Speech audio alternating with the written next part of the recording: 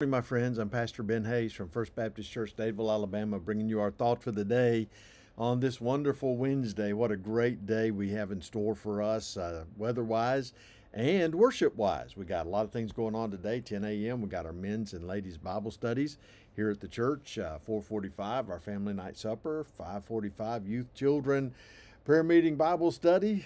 6 o'clock, handbell choir. 7 o'clock, celebration choir rehearsal. What a great day it's going to be today, and I encourage you to come and join us and see what God is doing here at First Baptist. Share these videos too, and make sure that you share them on your social media pages. We're at one of my favorite verses in all of the Bible. If you ever want a single passage that can tell you what is necessary to live the Christian life, both the principles of Christian life and the principles of how you accomplish that, how you make it through, it's right here in Romans chapter 12. Listen to what he says in verse 1.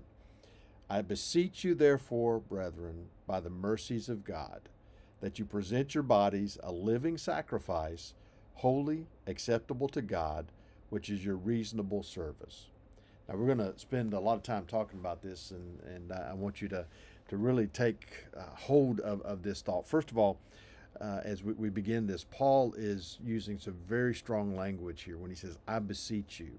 He is begging. He wants to get this point across to his readers, to the Romans of that day, to us today, because understand, there's such a difficulty in this culture in which we live, much like the Roman culture to which he was writing this, to stay focused, to stay holy, to stay on that straight and narrow path, living a life that is pleasing to the Father, being obedient to God.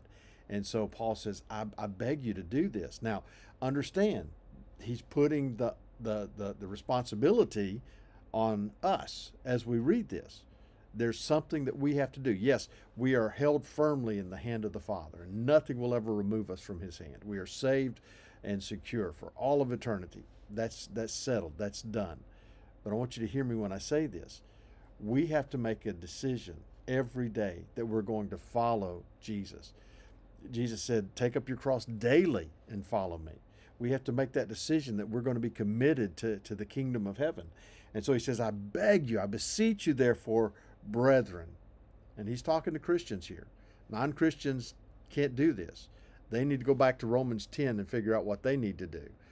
Believers, this is what we have to do. He says, by the mercies of God. By the mercies of God. And his mercies, according to the Old Testament, are made new every morning. His mercy is what he poured out on us on Calvary's cross, as he gave us the grace that we didn't deserve, and the mercy which withheld the penalty that we do deserve. By the mercies of God, Paul says, I beg you to present your bodies a living sacrifice. See, we have to do that. We have to present our bodies as a living sacrifice. Now, understand, this goes back to what Paul says later on when he says, for to me to live is Christ, to die is gain. God doesn't want us to die as a sacrifice. He wants us to live for him. Now, there may come a time you may find yourself in a place where you will be martyred for your faith. But for the most of us, and for most believers everywhere, understand the call is not to die on an altar. The call is to live on that altar. There's an old song back in the 80s, I guess it was, that talked about how we put ourselves on that altar and then we squirm our way off of it. I can't remember the song, can't remember the singers, but the picture is that so often we offer ourselves as a living sacrifice, but before the pain gets too bad, before the pressure becomes too much, we work our way off of the altar. We take it back. And Paul says, I beg you to present your bodies a living sacrifice, living for him, giving everything that you have to him, obeying him completely. That's the idea of the living sacrifice. And this is what he says, holy and acceptable to God. Now, you remember your Old Testament law that said that any sacrifice that was offered to God had to be without spot or blemish, that God would not accept it as a sacrifice if it had any issues whatsoever.